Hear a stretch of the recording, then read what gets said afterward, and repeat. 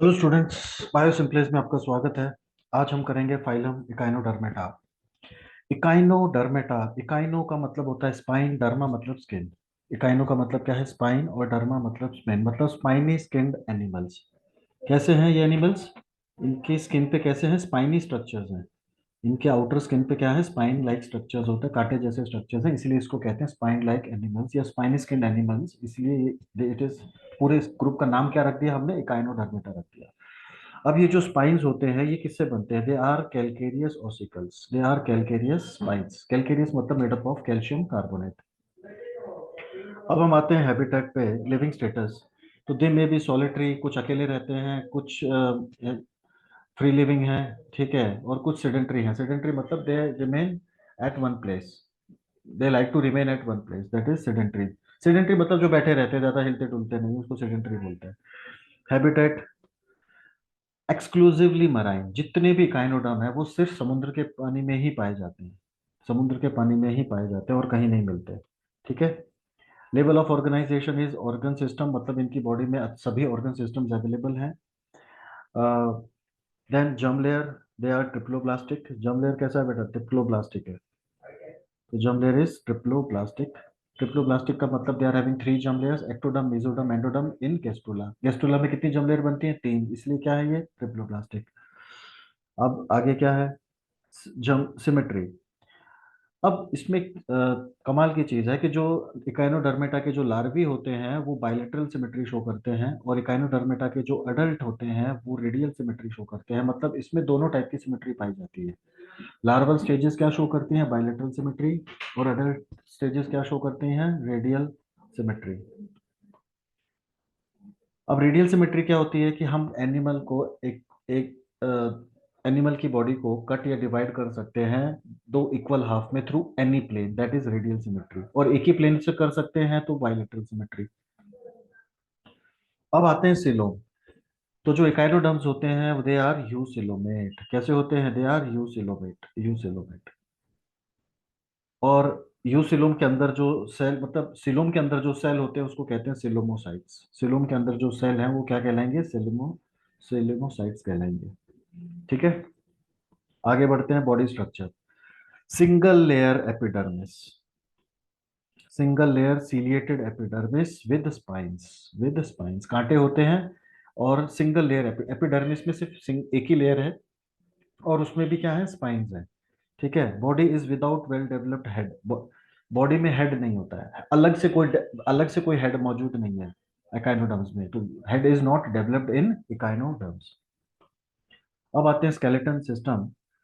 तो जो skeleton system है वो कैसा है? कैलकेरियस स्पाइंस, स्पाइंस मौजूद है बॉडी के सरफेस पे। एक्सोस्केलेटन, तो स्पाइनी एक्सोस्केलेटन, एक्सोस्केलेटन कैसा है? In the form of spines which is made up of calcium carbonate.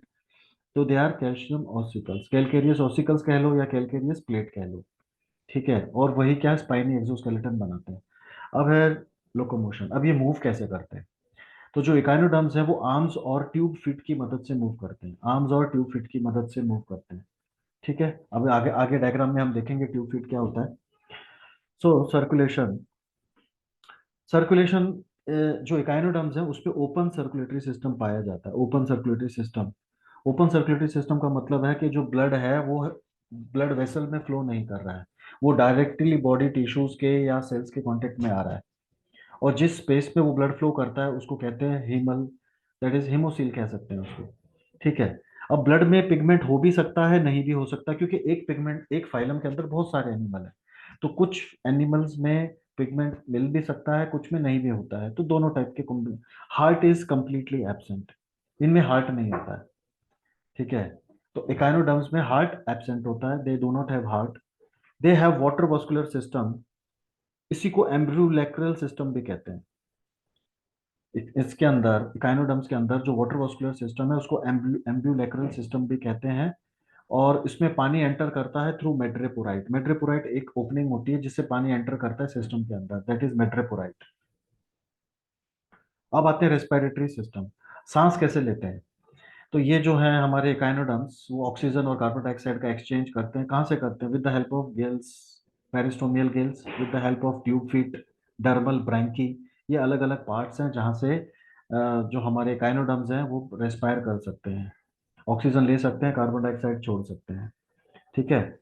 अब आते हैं excretory system. Excretory system, special excretory organs are absent. Echinoderms के अंदर कोई स्पेशल एक्सक्रीटरी ऑर्गन नहीं है जो उसी के लिए डेडिकेटेड है, ऐसा नहीं है। इसमें एक्सक्रीशन कहाँ से होता है? With the help of tube fit और गिल्स। जो गिल्स हैं और जो ट्यूब फिट है वही एक्सक्रीशन परफॉर्म करते हैं। ठीक है। और किस फॉर्म में करते हैं? Ammonotelic, they are ammonotelic. मतलब क्या कि वो अपनी बॉडी का नाइट्रोजन बेस्ड प्रोडक्ट किस फॉर्म में एक्सक्रीट कर रहे हैं? अमोनिया के फॉर्म में एक्सक्रीट कर रहे हैं, इसीलिए वो क्या है? अमोनोटेलिक है। Digestive system. इकाइनोडर्म्स का जो डाइजेस्टिव सिस्टम होता है इट इज कंप्लीट। कंप्लीट का मतलब है कि इसमें हेड, माउथ और एनस दोनों है। Mouth and anus, two openings are present. So this type of digestive system is called complete digestive system. अब इसमें एक कमाल की चीज है कि जो सी अर्चिन है, सी अर्चिन एक एकाइनोडर्मेटा का एक एनिमल है। उसके माउथ में दांत होते हैं, कैलकेरियस, कैल्शियम कार्बोनेट से बने हुए दांत होते हैं 5। और उनका जो अरेंजमेंट है वो इस तरीके से होता है कि इट लुक्स लाइक लैंटर्न। तो it is called Aristotle's lantern. तो सी अर्चिन के माउथ में एरिस्टोटल लैंटर्न पाया जाता है। एरिस्टोटल लैंटर्न कुछ नहीं है, वो 5 कैलकेरियस टीथ का एक अरेंजमेंट है। ठीक है। तो कहाँ पाया जाता है? वो सी अर्चिन में पाया जाता है। अब आते हैं हम नर्वस सिस्टम। नर्वस सिस्टम में क्या होता है कि इनके पास नर्व रिंग है और रेडियल नर्व कॉर्ड्स हैं, रेडियल नर्व कॉर्ड्स। तो ये नर्व रिंग हो गई और नर्व रिंग से निकल रही है रेडियल नर्व कॉर्ड्स। ठीक है। तो this is nerve ring and radial nerve cords है। तो नर्व कॉर्ड जो है वो अलग अलग होती है, दो भी हो सकती हैं, ज्यादा भी हो सकती हैं। फिर है, इनकी बॉडी में पाए जाते हैं सेंस ऑर्गन्स, बहुत ही सिंपल टाइप के होते हैं, बिल्कुल बेसिक सिंपल टाइप के सेंस ऑर्गन्स होते हैं, जैसे कीमोरिसेप्टर है, स्टैटोसिस्ट है, टर्मिनल टेंटेकल्स और टेक्टाइल ऑर्गन्स। अब इन सबका अलग अलग काम है। केमोरिसेप्टर्स केमिकल नेचर को आइडेंटिफाई करते हैं। स्टैटोसिस्ट जो है वो ग्रेविटेशनल ओरिएंटेशन के लिए सेंस करते हैं, ग्रेविटी को सेंस करते हैं वो। टर्मिनल टेंटेकल्स और tactile organs for touch. Okay, for touch. तो टेक्टाइल मतलब टच। अब आते हैं रिप्रोडक्टिव सिस्टम। तो ये सब सेंस ऑर्गन्स पाए जाते हैं हमारे इकाइनोडर्मेटा में। अब हम आते हैं रिप्रोडक्टिव सिस्टम। जो इकाइनोडर्म्स होते हैं वो होते हैं सेपरेट। सेपरेट का मतलब क्या है बेटा? सेपरेट का मतलब होता है कि भाई मेल और फीमेल जो है सेक्स ऑर्गन्स वो डिफरेंट बॉडी में प्रेजेंट है, मतलब मेल अलग होता है, फीमेल अलग होता है, एक ही बॉडी में नहीं होता है। ठीक है, इसको कहते हैं सेपरेट। इसी के लिए हमारे पास दूसरा टर्म है यूनिसेक्सुअल और डायोशियस। क्या है? यूनिसेक्सुअल और डायोशियस। एसेक्सुअल रिप्रोडक्शन जो है वो किसी किसी में बहुत कम, कुछ केसेस में ही अवेलेबल है। एसेक्सुअल रिप्रोडक्शन सब में नहीं पाया जाता है, और वो भी with the help of self division, मतलब एक तरीके से फिजन टाइप कह सकते हो आप उसको। फर्टिलाइजेशन कैसा होता है इकाइनोडर्म्स में? एक्सटर्नल फर्टिलाइजेशन होता है। मतलब क्या कि मेल और फीमेल जो फ्यूजन होगा गैमेट का वो फीमेल बॉडी के बाहर होगा और बाहर ही जाइगोट बनेगा, this is external fertilization. Indirect development, indirect development को हम कहते हैं मेटामॉर्फोसिस, मतलब इसमें लार्वल स्टेजेस है, लार्वल स्टेजेस हैं इसके अंदर एडल्ट तक पहुंचने से पहले। तो इसको कहते हैं इनडायरेक्ट डेवलपमेंट। अब हम आते हैं एग्जाम्पल। तो इसमें बहुत सारे एग्जाम्पल हैं, जैसे सी लिली जिसको हम एंटीडॉन भी कहते हैं, स्टारफिश जिसको हम एस्ट्रियास भी कहते हैं, सी अर्चिन है जिसको हम इकाइनस कहते हैं, फिर देन सी कोकुम्बर जिसको हम कुकुमेरिया और होलोथूरिया भी कहते हैं, ब्रिटल स्टार को ओफियूरा कहते हैं, और बास्केट फिश को दैट इज गोर्गेनोसिफेलस, इसको हम बास्केट स्टार भी कहते हैं।